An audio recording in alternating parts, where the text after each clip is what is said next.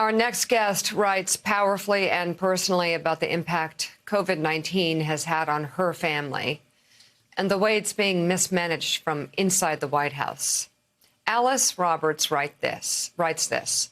After catching COVID-19 that required a brief stay in the hospital, President Trump blithely said, "Don't let it take over your lives." It's much too late for that, of course, for my family and me. It took over our lives when it took my husband, Rob. Rob was a beloved police officer and likely contracted COVID-19 while working an overtime shift, like he often did, to help support our family of 3 kids, 2 geckos, a dog, a cat, and 2 hamsters. Many shifts were open in his department because his colleagues were becoming sick with the virus. By April, 8 of them tested positive out of a department of 24 people. Rob's first COVID-19 test was mislabeled. The second one took too long to come back. When he collapsed at our home, we still did not know that he had it. His coworkers rushed to our house and resuscitated him, risking their own lives to save his. In the hospital, a talented team of doctors and nurses gave him powerful drugs, and he recovered from the virus. However, Rob's brain never rebounded from the lack of oxygen from when he collapsed. In the hospital, Rob's mother and I saw him in person only twice because of restrictions during the pandemic, first on Mother's Day and then the next morning when he was taken off the ventilator. He was 45 years old. And Alice Roberts joins us now. So, Alice, I don't know how to put into words how sorry we are for your loss and for your 3 kids losing their dad. You wrote this. You wanted to send a message to the American people, a message to voters. But first, can you tell us how your family is doing? Sure. So I guess my kids are staying very busy. They've never ridden their bikes more than now. I think we just keep moving. We don't sit still for very long. And I've always been like that.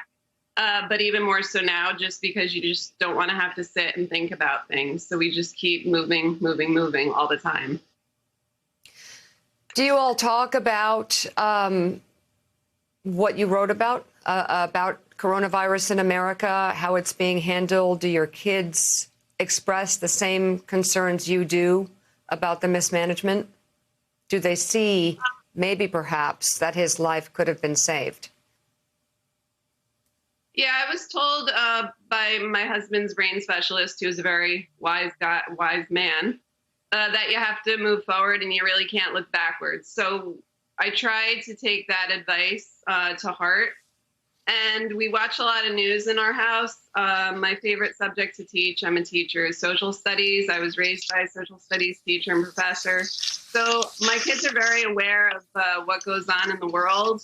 And I let them form their own opinions. I don't tell them how to think, but I do give them the tools to make their own opinions. And they know I've been pretty vocal in the Biden campaign. And when Trump got sick and then he miraculously got better so quickly, we saw his true colors, and we were all pretty disgusted by what we saw. We're showing a really beautiful picture of your entire family, including Rob next to you. Can you put into words what kind of father your 3 kids has lost, what the house is missing today? It's just very quiet. It's just like an energy's been sucked out of our lives.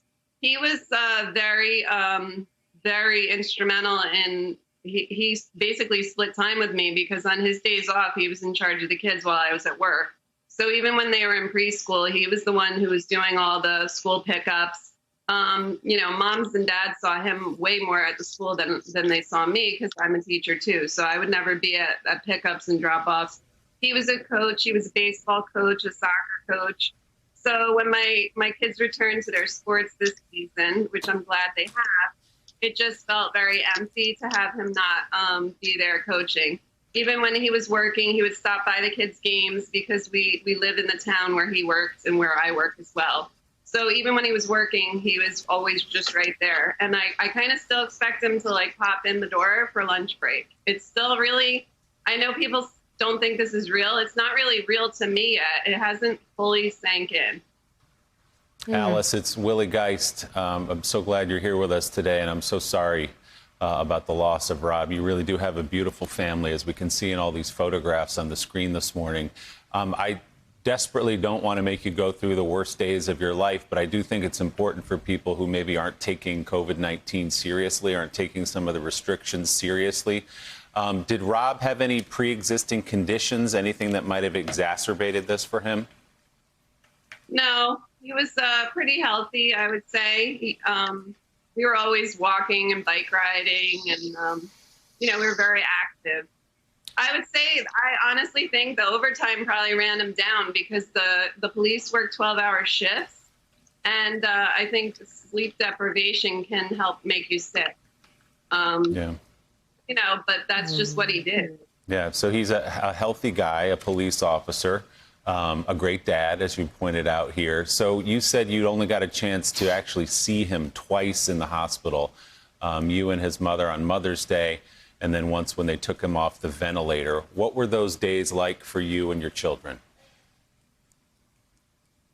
Well, that's kind of hard to put into words. I mean, it was pretty amazing to experience the PPE we had to wear. I had to tell people about that. We were sweating, like dripping sweat, because we had to be in this outfit from head to toe covered. And it made me realize just how many sacrifices the healthcare workers are making while they're working shifts in those outfits. We played a lot of his favorite music for him on his iPad. One of the nurses in his unit had grown up in the same hometown he did, so she brought in an iPad that we had filled with all his favorite music. So we played that for him. He was surrounded by love in the hospital, even though he was in intensive care and couldn't have visitors. We had really hoped his organs could be donated, but they were rejected because of COVID. And he had actually signed up to be an organ donor, but it was not possible. Thanks for checking out MSNBC on YouTube, and make sure you subscribe to stay up to date on the day's biggest stories. And you can click on any of the videos around us to watch more from Morning Joe and MSNBC. Thanks so much for watching.